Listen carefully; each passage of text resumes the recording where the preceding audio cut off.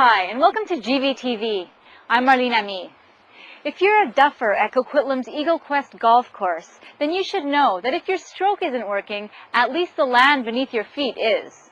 The golf course is an old landfill site, and it's creating methane gas that's being used to generate energy. GV-TV spoke with the creator of this innovative energy source. This is one of the district's first real sustainability projects. We spent a lot of time fixing the cover up and getting a proper closure plan and building a golf course on top of a landfill. When hydrocarbons deteriorate under anaerobic conditions without any oxygen, then methane is formed. Methane is a very powerful greenhouse gas, about 20 times as powerful as CO2 by weight, and probably about 60 times as powerful by volume.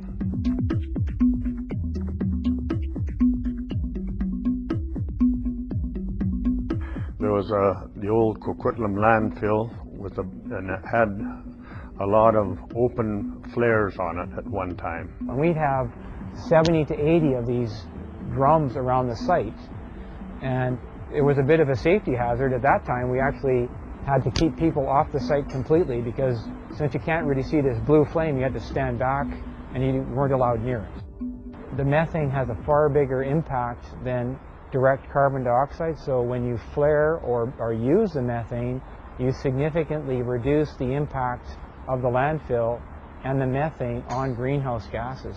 So you get energy, which is a positive, and you get the reduction of the impact on the environment by using the energy.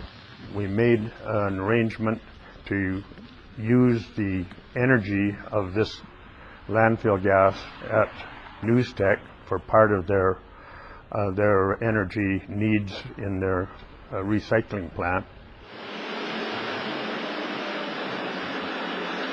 NewsTech is a recycled de-ink pulp mill. We produce about 122,000 tons of product a year.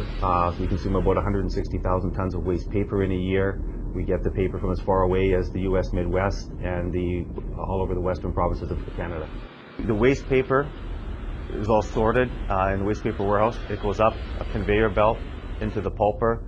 It then goes through the screening and cleaning and flotation process in the mill. The waste material is sent out to the effluent treatment plant. It's that material which is sent to the residual dryer where the methane is used, and we dry it to 90%. The landfill gas material from the old Coquitlam landfill dump, which is about half a kilometer away from us, we've hooked up a pipeline to that and a collection system to bring that methane into the mill, and specifically to the drying material for the residual. We use that as the main energy source to dry the fiber. So instead of the waste gas being dissipated or burned off into the atmosphere, it's actually consumed into a process. Currently we use about 10,000 gigajoules per year of methane, and to make that into understandable terms, it would heat approximately 800 typical homes for 1 month, or about 65 homes for 1 year.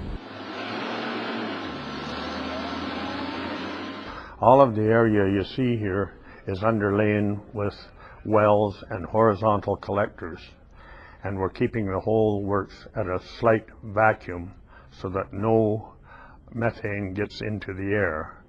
Then there's these collectors, and this system is tied to a header that goes down to a pumping station, and then it's pressurized there and taken over to the NewsTech recycling plant.